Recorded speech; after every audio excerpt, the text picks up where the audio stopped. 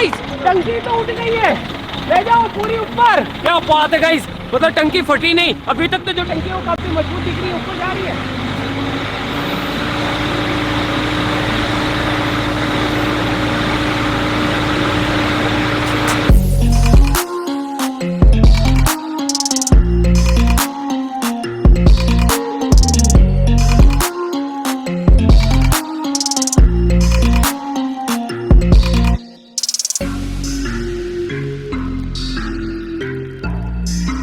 Alright guys, तो आप देख सकते हैं कि अभी टंकी आसमान के अंदर है और कुछ ही देर के अंदर हम इसे गिराने वाले हैं। ऑलराइट गाइस, तो चलो 3, 2, 1 करते हैं। हमारे तो खून में ही टाइटेनियम है, आप ऐसा कुछ भी घर पे करने की कोशिश मत कीजिएगा।